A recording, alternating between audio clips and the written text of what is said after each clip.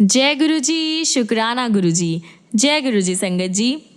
आइए संगत जी, आज हम जानेंगे कि कैसे गुरु जी ने अपनी एक संगत की लाइफ को चमत्कारों से भर दिया, कैसे उसका रुद्राक्ष से इलाज किया, कैसे उसको अपनी मरे हुई वाइफ के साथ उसका कनेक्ट बनवाया और कैसे उनकी लाइफ को अलग अलग तरह से ब्लेस किया। जय गुरु जी। आगे बढ़ने से पहले आप अपने चैनल गुरुजी सत्संग वर्ल्ड को सब्सक्राइब कर लीजिए ताकि आपको ऐसे के चमत्कारिक सत्संग और वीडियोस रोज रोज सुनने को मिले और गुरुजी की ब्लेसिंग्स भी आपको रोज रोज मिले। और साथ ही संगत जी, इन वीडियोस को अपने दोस्तों के साथ, अपने गुरु परिवार के साथ शेयर कीजिए ताकि वो भी हमारे गुरुजी की महिमा के बारे में जान सके, वो भी हमारे गुरुजी के श्री चरणों से जुड़ सके। जय गुरु जी। और हाँ संगत जी, आप में से कोई संगत अपना सत्संग हमारे साथ शेयर करना चाहते हैं या गुरु परिवार के साथ शेयर करना चाहते हैं, हमारे गुरु जी का शुक्राना अदा करना चाहते हैं, तो नीचे दिए गए ईमेल आईडी या फिर व्हाट्सएप नंबर पर आप हमें कांटेक्ट कीजिए, आप हमें मैसेज भेजिए। आपके सत्संग भी बहुत जल्द ही शेयर किए जाएंगे। जय गुरु जी, शुक्राना गुरु जी। आइए संगत जी, आज हम कर्नल दीपेंदु शेखर अंकल का सत्संग सुनेंगे जो कि गुड़गांव के रहने वाले हैं। जय गुरु जी। नवंबर 1984 में मैं गुरुजी के संपर्क में आने के बाद मैं अपने आप को बहुत ज़्यादा सौभाग्यशाली मानता हूँ। इस ड्यूरेशन में अब तक काफ़ी बार मुझे और मेरे दोस्तों को और मेरे जो भी रिश्तेदार हैं उनको गुरुजी का आशीष मिला, गुरुजी की ब्लेसिंग्स मिली। मैं उनमें से कुछ एक्सपीरियंसेस को आपके साथ यहाँ पे शेयर कर रहा हूँ। गुरुजी को जब मैं पहली बार मिला तो एक स्कूटर एक्सीडेंट में मेरी वाइफ के बाएं कंधे का हाफ पार्ट टूट गया था। पता लगा कि चंडीगढ़ में एक महापुरुष रह रहे हैं जिनके पास पीजीआई जैसे बड़े हॉस्पिटल के डॉक्टर्स अपने जो पेशेंट्स होते हैं उनको भेजते रहते हैं। हम उनके पास पहुँचे। उस समय से अब तक का 22 साल का टाइम है, 22 साल हो गए हमने उस महापुरुष के चरणों में बिताए हैं। अपने लाइफ के 22 इयर्स जो है उनके चरणों में बिताए हैं। जब हम उनके पास सुबह 4 बजे पहुँचे तो उन्होंने मेरा हाथ अपने हाथों में ले लिया और मुझे ऐसा लगा कि मेरे शरीर से अमृत बह रहा हो। गुरुजी ने मुझे बताया कि मैंने एक मुखी रुद्राक्ष धारण किया हुआ है। उन्होंने ये भी कहा कि उस पर एक शिवलिंग बना हुआ है जिसका मैंने विरोध किया। उनके कहने पर मैंने उन्हें वह रुद्राक्ष दिखाया। उन्होंने वह रुद्राक्ष अपने हाथ में लेकर उसे गंभीरता से देखने की मुद्रा बनाई और फिर मुझे उस पर शिवलिंग देखने को कहा। संगत जी, वास्तव में वहाँ एक शिवलिंग था जो उस पर आज तक है। 2 साल से मैं कॉलिक डिजीज से परेशान था। इसमें बहुत ज़्यादा दस्त होते हैं। गुरुजी ने मुझे पीने के लिए अमृत दिया और फिर घर जाने को कहा। उस दिन मैं अपने ऑफिस नहीं जा सका क्योंकि उस दिन मुझे 24 बार वॉशरूम जाना पड़ा। शाम को जब गुरुजी ने फ़ोन करके मेरे हेल्थ के बारे में पूछा तो मैंने उनको बताया कि जो मेरी कंडीशन है वो बिल्कुल बर्दाश्त से बाहर हो रही है। उन्होंने उसका दृष्टिकोण लेते हुए कहा कि ये अच्छे चिन्ह है, ये अच्छे सिम्टम्स है। जो रोग है, जो बीमारी है वो शरीर से बाहर निकल रही है। अगले दिन सुबह मुझे लगा कि मैं ठीक हूँ और ये मैंने गुरुजी को बताया। उन्होंने कहा कि अभी भी बीमारी बाकी है, वह अगले दिन ही ठीक होगा और अपने पास बुलाया। जब मैं उनके पास पहुँचा तो उन्होंने अपने रुद्राक्ष और एक चम्मच से मेरी नाभि को छुआ। छूते ही ऐसा फील हुआ कि मुझे बिजली का तीव्र झटका लगा हो, मुझे करंट लगा है और मैं गिर गया। उन्होंने मुस्कुराकर कहा कि अब मुझे रोग से मुक्ति मिली है, अब मैं डिजीज से फ्री हो गया हूँ। उस बिजली के झटके के बाद वह बीमारी मुझे आज तक नहीं हुई। मेरी वाइफ बबली का इलाज करने के लिए गुरुजी एक सैटरडे को शाम को हमारे घर पहुँचे। उनके कहे अनुसार साबुत उड़द की दाल की 3 रोटियां बनाई गई। आधी रोटी को वॉशरूम में डालकर जल प्रवाहित कर दिया, मतलब फ्लश आउट कर दिया, और बाकी जो 2.5 रोटियां थी उनको उन्होंने बबली के कंधे पर रखकर कुछ उच्चारण किया और मेरे हाथ में देकर बोले कि यह एक काले कुत्ते को खिला दूं। मैं थोड़ा सा शॉक था। रात के 9 बजे एक साफ स्वच्छ छावनी में आवारा कुत्ता, वो भी काला, मिल पाना बहुत ही मुश्किल था। मैंने अपने जो डाउट्स थे वो गुरुजी को बताए। गुरुजी ने अपने बहुत ही हल्के से स्वर में मुझे नीचे बाहर जाने को कहा और मैं फिर से शॉक्ड हुआ जब मैं नीचे जाने में मुझे एक काला कुत्ता मिल गया। उसी टाइम बबली का जो रोग था वो खत्म हो गया संगत जी। एक दिन जब गुरुजी हमारे घर आए तो घर पर काफ़ी गेस्ट थे। मेरी वाइफ ने बीच में एक बादाम का कटोरा रखा हुआ था। अचानक गुरुजी ने अपनी मुट्ठी भरकर बादाम उठाए और सारे गेस्ट को लो अखरोट खाओ, पिस्ता खाओ, किशमिश खाओ कहते हुए बांट दिए। सरप्राइज होने की बात ये थी कि जिन फलों का नाम ले रहे थे बादाम उन्हीं में परिवर्तित हो गए थे, मतलब बादाम उन्हीं में कन्वर्ट हो गए थे। जय गुरुजी। मेरे एक नोन में एक यंगस्टर आनंदन, उसको ऑब्स्टेकल रेस में पीठ पर गहरी चोट लग गई थी। उसका इलाज तो हुआ पर उस चोट के कारण वह अब सेना के सारे काम करने में असफल हो गया था। उसे सैन्य सेवा से आर्मी सेवा से घर भेजा जा रहा था। मैं उसे सुबह 4 बजे गुरुजी के पास ले गया और उनसे उसे ठीक करने के लिए प्रेयर करी। गुरुजी ने मुझसे सवाल किया कि अगर उन्होंने उसे डिजीज से फ्री किया तो उसके उसकी जो कर्म है उसको कौन ख़त्म करेगा, और इस कंडीशन में वह अगले जन्म में जो है हैंडीकैप रूप में जन्म लेगा। मैं ये सुनकर फिर से शॉक्ड हो गया था, पर मैंने गुरुजी से प्रार्थना करी कि वह अपने तप से उसके कर्म नष्ट कर दें। गुरुजी मुस्कुराए और उन्होंने आनंदन को लेटने को कहा। फिर उन्होंने उसे छूकर एक काफ़ी भयानक मुद्रा बना ली, जैसे वह किसी को डांट फटकार रहे हो। नीचे लेटा हुआ आनंदन बच्चे की तरह धीरे धीरे सिसक कर रो रहा था और मैं काफ़ी सरप्राइज हो रहा था। फिर उन्होंने आनंदन को उठकर अपने शरीर पर से सारी पट्टियाँ उतारने को कहा। उन्होंने ये भी कहा कि उसे ठीक होने में टाइम लगेगा और तीसरे दिन उसे फिर से लेकर आऊं। अगले दिन सुबह जब मैं पीटी के लिए जा रहा था तो मैंने आनंदन को अपने ब्रेक के बाहर डंड लगाते हुए देखा, जैसे वह अपना शक्ति प्रदर्शन कर रहा हो, अपनी पावर दिखा रहा हो। मैंने उसे रुकने के लिए कहा तो वह बोला कि अब उसे कोई दर्द नहीं है और लग रहा है कि वो अब डिजीज से फ्री हो गया है। मैंने उसे गुरुजी के अगले दर्शन तक यह बातें छुपाने को कहा, चुप रहने के लिए कहा। तीसरे दिन जब हम गुरुजी के पास गए तो उन्होंने मुझे अपने पास बुलाया और आनंदन की ओर उंगली करते हुए कहा कि वह शनि के प्रकोप से बाहर आया है। आनंदन का रंग साफ हो गया था और उसका वजन 13 से 14 किलो घट गया था। गुरुजी ने फिर आनंदन से सवाल किया कि उनके छूने के बाद क्या हुआ। आनंदन ने बताया कि तब से वह सोया नहीं है।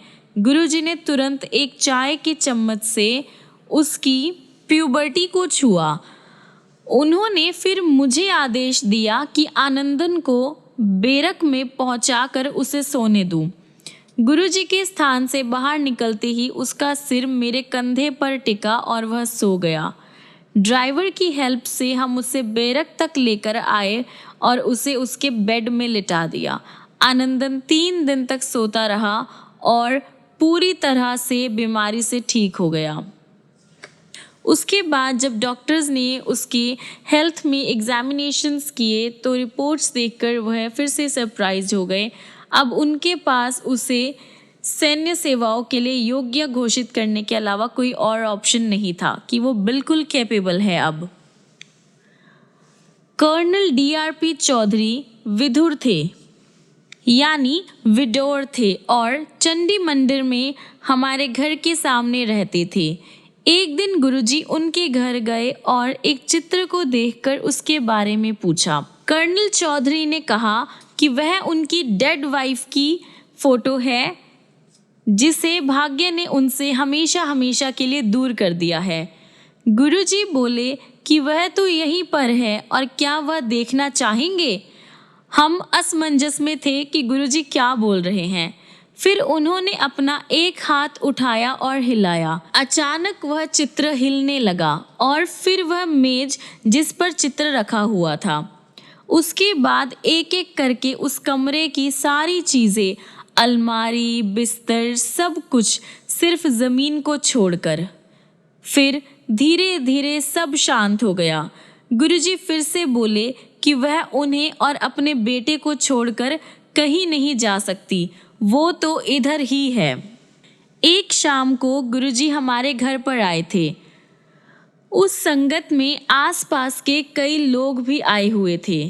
कर्नल चौधरी मेरे से अकेले में बात करना चाह रहे थे। दूसरे कमरे में जाने पर बोले कि उन्होंने अपने बेटे तिलतू को जब गुरुजी के पास आकर आशीर्वाद लेने के लिए कहा तो उसने उत्तर दिया कि संतों के पास जाने की आयु तो उनकी है, वह तो संगीत सुनना चाहता है। इस बात पर कर्नल चौधरी को गुस्सा आ गया और उन्होंने उसे चांटा मार दिया था। वह चाह रहे थे कि मैं जाकर उसे समझाऊं। मैंने उसे जवाब दिया कि जो ये कंडीशन है, ये सिचुएशन है, उसको थोड़ा शांत होने देते हैं, उसके बाद मैं उसे समझाऊंगा। उसके बाद हम गुरुजी के चरणों में आकर बैठ गए जैसे कुछ हुआ ही ना हो। गुरुजी ने कर्नल चौधरी की ओर देखा और बोले कि अब बेटा बड़ा हो गया है, उसे मारने की क्या आवश्यकता थी। उसी क्षण तिलतू ने कमरे में एंट्री ली और गुरुजी के चरण स्पर्श किए। पहले गुरुजी अमृत बांटा करते थे। हर एक संगत को एक गिलास मिलता था और मैं अपने भाग का एक गिलास पी चुका था। उस दिन मैं गुरुजी के पास बैठा हुआ था। अचानक मेरे मन में विचार आया कि अगर गुरुजी मुझे एक और गिलास दे तो निश्चित हो जाएगा कि वह मेरे मन की बात पढ़ रहे हैं। उसी टाइम गुरुजी किसी और को गिलास दे रहे थे। वह रुके और उन्होंने वह गिलास मुझे थमा दिया।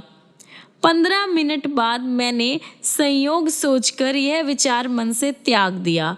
अब मेरे मन में आया कि अगर वह मुझे तीसरा गिलास दे तो मुझे विश्वास हो जाएगा कि वह मेरे मन के भाव जान सकते हैं।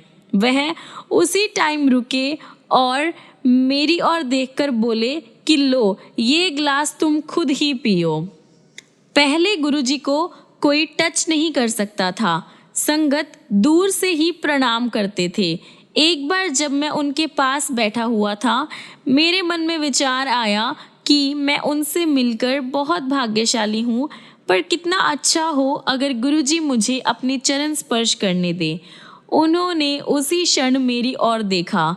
अगले दिन दोपहर को वह हमारे घर आए और बिस्तरे पर लेटने की इच्छा प्रकट करी और मैं बहुत खुशी से उनको अंदर अपने रूम में ले गया।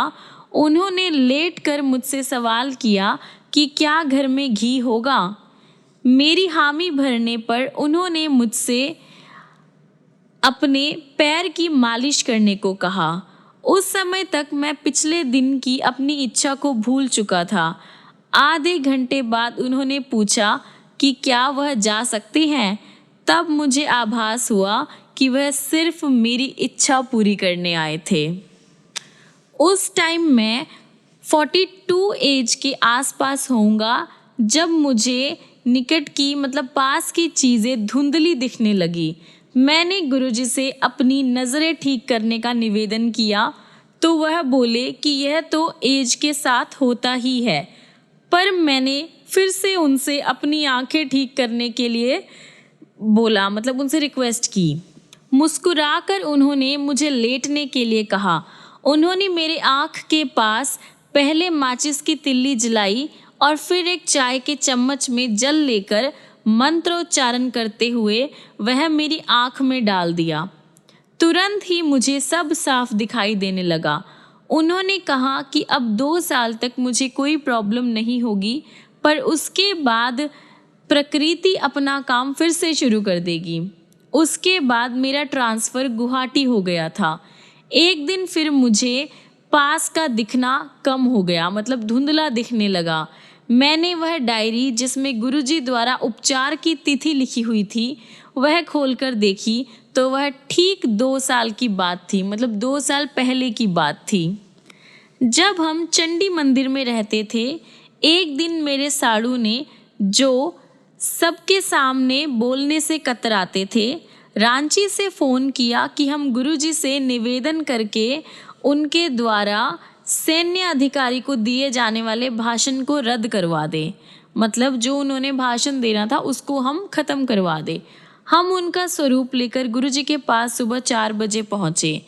गुरुजी के कमरे में एंटर करते ही उन्होंने मुस्कुराकर कहा कि क्या मुझे अपने साड़ू का फ़ोन आया है, वह कायर, उसे क्या चाहिए। जब हमने उन्हें समस्या बताई तो उन्होंने हमें बैठने को कहा और अपने और काम करने लगे। टाइम बीत रहा था तो हमने उनसे फिर से कुछ करने की विनती करी, पर उन्होंने हमें वेट करने को कहा। अचानक 8:05 पर उन्होंने उसका चित्र मांगा और उस पर अपनी उंगलियां फेरने के बाद कहा कि उन्होंने समस्या को ख़त्म कर दिया है और अब वह भाषण एक ऐसा व्यक्ति देगा जो हिंदू नहीं है। उस शाम को मेरे साड़ू ने फ़ोन पर बताया कि संभाषण, मतलब स्पीच, अब एक मुस्लिम अधिकारी देगा। जब हमने उनसे पूछा कि यह निर्णय कब लिया गया तो उन्होंने कहा कि सुबह 8:05 पर। मेरा सेवादार छुट्टी गया था। मुझे एक और सेवादार मिला जिसका सेक्सुअल ट्रांसफॉर्मेशन शुरू हो चुका था। मेरे सूबेदार मेजर और मैं दोनों परेशान थे। अब वह कैसे सेना में काम करता रहेगा और जवानों की बैरक में कैसे रहेगा। एक दिन जब गुरुजी मेरे घर आए तो मैंने इस लड़के को ठीक करने के लिए विनती करी। गुरुजी ने सवाल किया कि मैं कहाँ से ऐसे रोगी लेकर आता हूँ। मैंने जवाब दिया कि गुरुजी, यह तो उसका भाग्य है और उसे ठीक होना है, इसलिए वह मेरे पास है। गुरुजी ने उसकी पीठ पर एक चम्मच रखा और वो ठीक हो गया। एक दिन मुझे फीवर हो रहा था और मैं धूप में लेटा हुआ था। दोपहर को 3 बजे गुरुजी हमारे घर आए और उन्होंने मेरे हेल्थ के बारे में पूछा। मुझे सिर दर्द, फीवर और मुंह में गंदा सा टेस्ट, उसके साथ साथ नाक भी बह रहा था। उन्होंने मेरी वाइफ को एक डॉक्टर को बुलाने को कहा। तुरंत कर्नल चौधरी थर्मामीटर लेके आए। उन्होंने मेरा टेम्परेचर चेक किया, वह 103 डिग्री था। गुरुजी के प्रश्न करने पर उन्हें बताया कि मेडिसिन से 48 घंटे में मैं ठीक हो सकता हूँ, वरना 3 दिन लगेंगे। गुरुजी ने फिर मेरी वाइफ को एक चम्मच, थोड़ा सा नमक और पानी लाने को कहा। उन्होंने उस चम्मच में थोड़ा सा नमक और पानी मिलाया और कुछ मंत्रोच्चारण करके मेरी नाक में डाल दिया। मुझे लगा कि मेरे अंदर का सब कुछ बाहर निकल आएगा। मैं बाथरूम भागा और मेरी नाक से बहुत सा तरल निकला, यानी लिक्विड निकला। मैं अपना मुंह धोकर आधे मिनट के बाद बाहर आया। गुरुजी ने डॉक्टर को फिर से मेरा टेम्परेचर नापने को कहा तो वह 97.5 डिग्री था। गुरुजी ने पूछा कि अब मुझे कोई बहती नाक, सिर दर्द या मुंह में गंदा टेस्ट है। अब तो मेरा उपचार हो गया था, अतः मैंने नेगेटिव में जवाब दिया, मतलब अब मुझे कोई प्रॉब्लम नहीं है। जनवरी 1985 के बीच में गुरुजी ने कहा कि वह मेरी वाइफ बबली के बर्थडे 25 जनवरी को शाम को हमारे घर आएंगे। उस दिन हमारे घर पर और भी गेस्ट आए। कुछ लेडीज़ अपनी शॉल गुरुजी को सुगंधित करने के लिए दे रही थी। गुरुजी उसको एक बार पहनकर कह रहे थे कि यह 1 वीक तक अब ऐसे ही सुगंधित रहेगी, यह 15 दिन तक, यह 1 मास आदि आदि, मतलब ऐसे चलता रहा। मैंने उनको एक फौजी कंबल देकर पूछा कि वह कितने दिन सुगंधित रहेगा। गुरुजी ने मुस्कुराकर जवाब दिया, 1 साल, और वैसा ही हुआ। मैं देहरादून में था और पिछले 3 साल से गुरुजी से कोई संपर्क नहीं था, कोई कांटेक्ट नहीं था।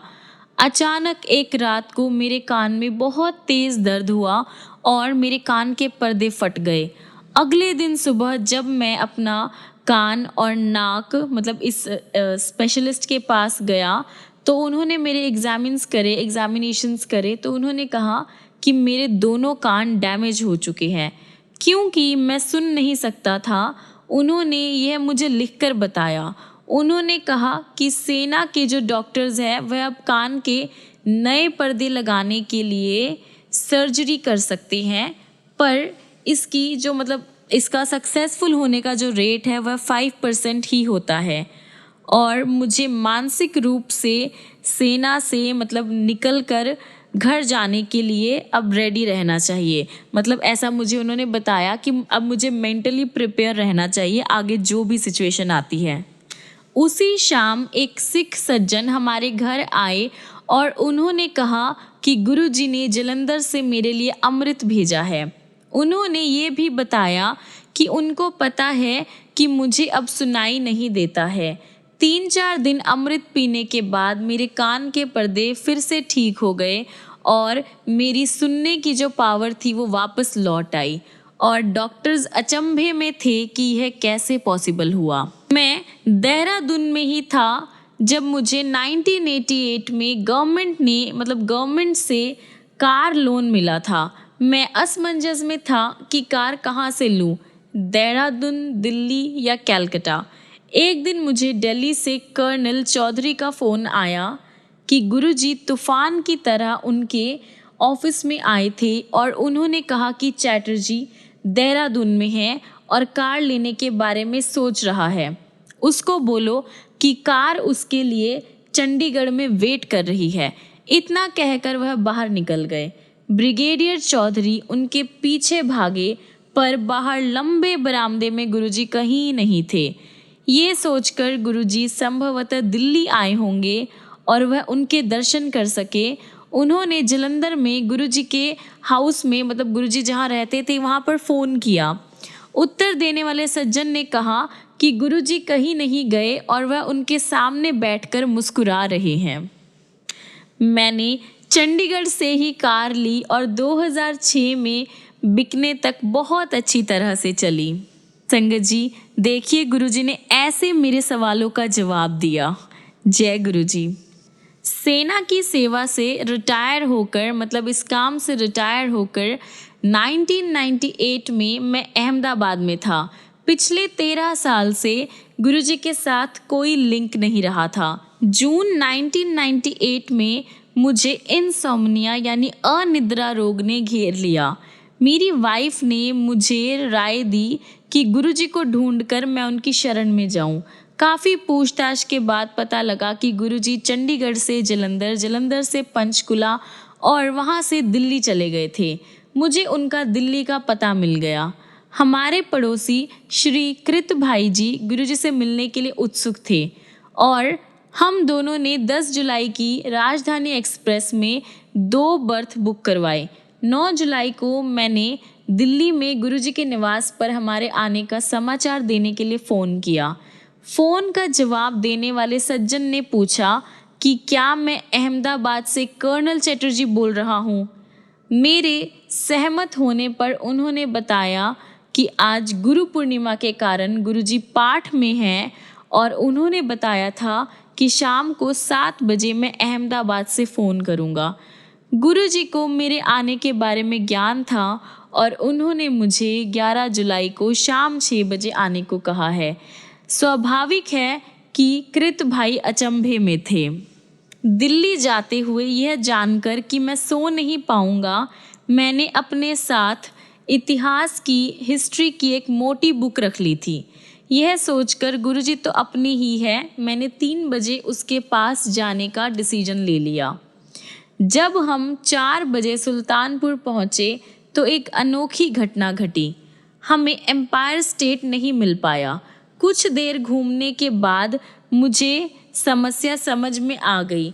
गुरुजी ने हमें 6 बजे आने को कहा था और हम वहाँ 4 बजे ही पहुँच गए थे। मैंने कृत भाई को बताया कि मुझे प्रॉब्लम पता चल गई है और अब उसका सलूशन मिल जाएगा। मैं कार से उतरा और मैंने गुरुजी से प्रार्थना करी, जो हो गया सो घट गया, अब वह हमें अपने पास बुला ले। एकदम एक बालक दौड़ता हुआ आया और उसने पूछा कि हमारी कार कहीं जा नहीं रही है, हमें कहाँ जाना है। फिर उसने हमें एम्पायर स्टेट का मेन गेट दिखाया। एकदम मुख्य मार्ग पर, कैसे दिखाई नहीं दिया था। घर पहुंचने पर गुरुजी ने मेरा वेलकम किया और बोले कि मैं इतने सालों के बाद उनके पास आया हूँ, 21 दिन से सोया नहीं हूँ, आज सोऊंगा और लंगर प्रसाद ग्रहण करके जाऊं। लंगर के बाद हम अपने होटल में वापस आ गए और मैं वह हिस्ट्री की बुक पढ़ने लगा। बहुत जल्द ही मुझे लगा कि साथ वाले कमरे में कोई अगरबत्ती जला रहा है। थोड़े ही देर में पूरे कमरे में एक काफ़ी अलग सी खुशबू फैल गई और मुझे नींद आ गई।